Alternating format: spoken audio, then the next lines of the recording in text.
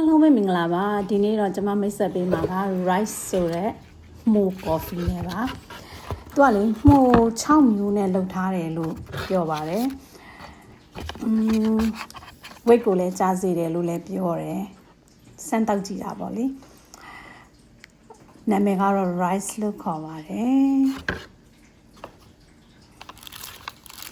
လက်ဆောင်လေးလည်းပါတယ်သူကတော့ဒီဇွန်းလေးလက်ဆောင်ပေါ့နော်ဒီ coffee ကိုခတ်မဲ့ဇွန်းလေးပေါ့နော်ထဲထဲမှာတော့ coffee မဟုတ်ပတ်ကင်လေးရတော့ချစ်စရာလीဝိတ်ကတော့ကြမကြတော့မသိပါဘူး coffee ကိုတော့တောက်ချင်နေပါပြီသူကတော့ဒီမှာ instruction ကုန်ပေးထားတယ်ပေါ့နော်ဒီဟာ one scoop ကိုဆိုလို့ရှိရင်8အောင်စကပ်လေးနဲ့ရွေးနွေးပူလေးထည့်ပြီးတောက်အောင်ပါပေါ့နော် online မှာတော့တော်တော်လေးတော့ကြော်ညာနေပါတယ်ဒါကိုကျမတော့ Amazon ကနေဝယ်ပါတယ်ကုမ္ပဏီမှာဝယ်မယ်ဆိုလို့ရှိရင်သူကဈေးသက်သာတယ်ဆိုပေမဲ့သူကအမြဲတမ်းဘယ်လိုပြောမလဲလာစဉ်ပုံမှန်ယူရမယ်ဆိုပြီး subscriber လောက်ခိုင်းနေပေါ့နော်ဒါပေမဲ့ကျမကတော့ subscriber လည်းမလုပ်ချင်ဘူးဒါပေမဲ့ကိုက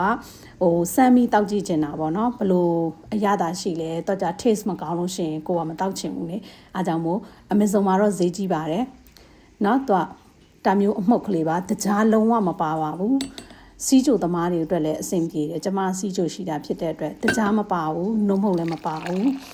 နောက်တော့ coffee jam လို့အရသာမျိုးလုံးဝ taste ကတော့လုံးဝကွတ်ပါလုံးဝ coffee အရသာပါ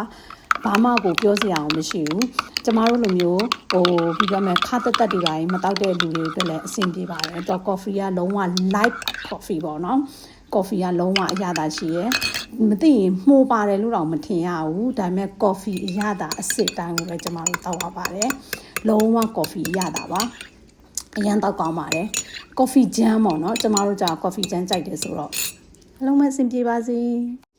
bye bye